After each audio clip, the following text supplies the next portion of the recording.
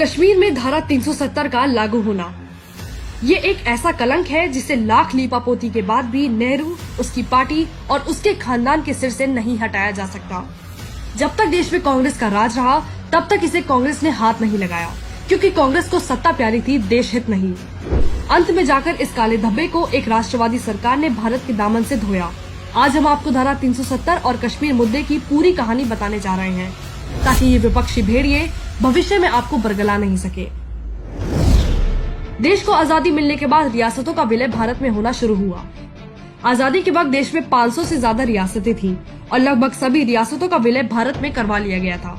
और इन रियासतों के विलय में सरदार पटेल ने अहम भूमिका निभाई थी। उन्होंने हैदराबाद और जूनागढ़ जैसी रियासतों का विलय भी भारत में करवाया, जहाँ के नवाब अपना विलय पाकिस्तान में करना चाहते थे। अंत में जम्मू कश्मीर ही बचा था, जिसका 1/3 हिस्सा पाकिस्तान में जाना चाहता था। तो वहीं राजा हरि सिंह और एक हिस्सा था जो एक स्वतंत्र राज्य की तरह रहना चाहता था। इसी बीच पाकिस्तान ने जम्मू कश्मीर पर हमला करवा दिया और राजा हरि सिंह ने भारत सरकार से मदद की गुहार लगाई, लेकिन नेहरू कश्मीर में सेना नहीं भेजना चाहते थे। 1947 में कर्नल रहे सैम मानेकशॉ ने एक इंटरव्यू में बताया था कि नेहरू कश्मीर में भारतीय सेना नहीं भेजना चाहते थे, बल्कि इस मामले को संयुक्त राष्ट्र में ले जाना चाहते थे। इस पर सरदार पटेल ने नेहरू से पूछा, आप कश्मीर चाहते हैं या आप उसे गंवाना चाहते हैं?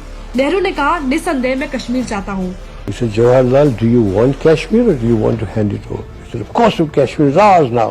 मानेकशॉ ने बताया कि इससे पहले नेहरू कुछ और कह पाते, सरदार पटेल मेरी तरफ पलटे और कहा, आपको आदेश मिल चुका है। तब जाकर कश्मीर में सेना भेजी गई।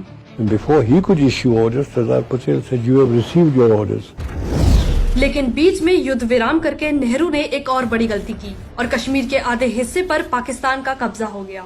नेहरू की ये इकलौती गलती नहीं थी। इससे बड़ी गलती जो नेहरू ने की थी वो थी जम्मू कश्मीर में 370 लागू करना। महाराजा हरि सिंह ने तो जम्मू कश्मीर को भी उसी तरह भारत की नई संघीय व्यवस्था का हिस्सा बनाया था, जैसे कि देश की दूसरी रियासतों के महाराजाओं ने अपनी रियासतों को बनाया था। लेकिन जम्मू कश्मीर के मामले में नेहरू ने महाराजा हरि सिंह से बात करने की बजाय शेख अब्दुल्ला के साथ मिलकर हरि सिंह को पूरी ताकत से प्रतिबंधित कर दिया। ये नेहरू और शेख अब्दुल्ला की साजिश थी, जिन्होंने राज्य के ज्यादातर लोगों के इच्छा के खिलाफ जाकर अनुच्छेद 370 जैसे काल को जन्म दिया, जिसके बाद शेख अब्दुल्ला के परिवार और उसकी पारिवारिक पार्टी नेशनल कॉन्फ्रेंस दल ने जम्मू कश्मीर की सत्ता पर कब्जा कर लिया और पूरा प्रदेश उनकी जागीर बनकर रह गया। 370 से जम्मू कश्मीर को विशेष दर्जा मिल गया, जिससे कश्मीर का अलग संविधान हो गया और अलग झंडा हो गया। हालांकि जम्मू कश्मीर को विशेष राज्य का दर्जा एक आंशिक काल के लिए दिया गया था, लेकिन कांग्रेस ने इसे हटाने की कभी जहमत ही नहीं उठाई, क्योंकि कांग्रेस को पता था कि इससे राज्य में विभेद होगा और उसका वोट बैंक प्रभावित होगा। सत्ता की भूख में अंधी कांग्रेस किसी भी कीमत पर अपना सिंहासन हिलते हुए नहीं देख सकती थी और इसका खामियाजा पूरे देश को उठाना पड़ा। धारा 370 लागू होने के बाद जम्मू कश्मीर आतंक का एक अड्डा बन गया। अलगाववाद ने यहाँ जमकर पैर पसारे, जातीय संघर्ष शुरू हो गया, जिसके परिणाम स्वरूप न जाने कितने कश्मीरी पंडितों को अत्याचार सहना पड़ा, अपनी जान गंवानी पड़ी और बाकियों को अपनी जान बचाने के लिए अपना घर छोड़कर भागना पड़ा। घाटी को ऐसी न जाने कितनी सामाजिक दिक्कतों का सामना करना पड़ा। जम्मू कश्मीर एक ऐसा राज्य बन गया था जो भारत के लिए किसी नासुर से कम नहीं था। आए दिन सुरक्षा बलों पर पत्थरबाजी की खबरें आने लगी, कश्मीर आतंक की ओर बढ़ने लगा और ये सब कांग्रेस की देन थी। लेकिन दशकों बाद 2019 में भाजपा ने 370 के कांटे को निकालकर राज्य को कांग्रेस द्वारा दिए गए वर्षों पुराने नासूर को खत्म कर दिया।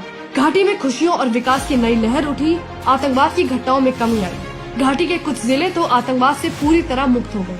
दशकों बाद घाटी में एक नया सवेरा हुआ, लेकिन सत्ता के भूखे कुछ गद्दारों को अब ये पसंद नहीं आ रहा है। फारूक अब्दुल्ला, महबूबा मुफ्ती, अलगाववादी नेता सज्जाद लोन के साथ कांग्रेस ने गुपकार समझौता किया है, जिससे 370 के पुराने नागफनी के कांटे को दोबारा बोया जा सके। कांग्रेस के पूर्वजों ने जो गलती की थी उसे कांग्रेस ठीक होने का मौका नहीं देना चाहती है। तुष्टीकरण की राजनीति में अंधे ये गद्दार कभी दुश्मन देश पाकिस्तान तो कभी चीन की मदद से जम्मू और कश्मीर में 370 बहाल कराने के सपने देख रहे हैं। अगर आप इतिहास की ओर गौर करें तो साफ होता है कि कांग्रेस ने देश के गद्दारों के साथ मिलकर देश के टुकड़े करने की कोई कसर नहीं छोड़ी है। सत्ता में काबिज रहने के लिए लोगों की भावनाओं का इस्तेमाल किया, उनकी मजबूरियों का फायदा उठाकर वोट हासिल किया, जिसका सटीक उदाहरण हम कश्मीर में देख चुके हैं। और आज भी कांग्रेस फारूक और महबूबा जैसे देश विरोधियों के साथ मिलकर देश की ही जड़ें काटने पर जुटी है और कश्मीर को 370 के पुराने गर्त में दोबारा धकेलना चाह रही है।